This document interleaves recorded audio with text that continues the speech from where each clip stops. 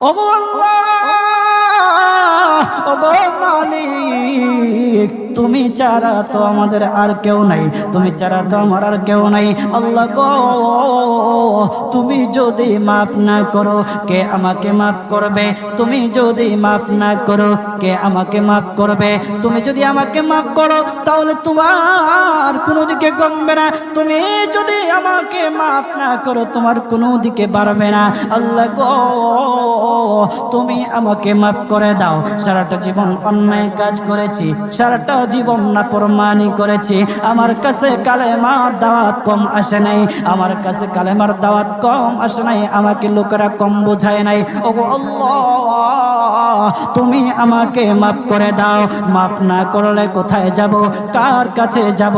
বাবা যখন মারে তখন মার কাছে আশ্রয় নেওয়া যায়, মা যখন প্রহার করে তখন বাবার কাছে আশ্রয় নেওয়া যায়, বাবা মা যখন প্রহার করে তখন দুনিয়ার কারো না কারো কাছে আশ্রয় নেওয়া যায়। ওগো আল্লাহ,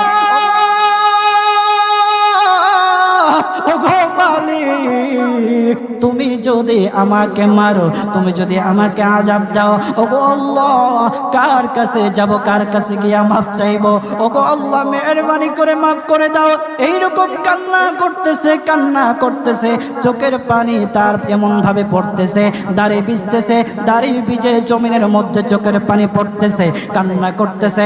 বান্দাটা কান্না করতে করতে করতে করতে আমার আল্লাহর কাছে এমন গ্রহণযোগ্যতা অর্জন করেছে, মহান আল্লাহ রব্বুল আলামিন তার ডাকে সাড়া দিয়া তার জিন্দেগির সব গুনাহ মাফ করে দিয়েছে। হযরত মূসা আলাইহিস সালাতু ওয়াস সালামের যুগের ঘটনা।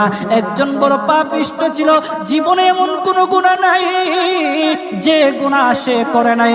তার গুনার প্রতি অতিষ্ঠ হইয়া, মানুষ তার গুনার প্রতি অতিষ্ঠ হইয়া গ্রামের লোকেরা তাকে হাত পা বেঁধে জঙ্গলের মধ্যে ফেলে দিয়ে আসে।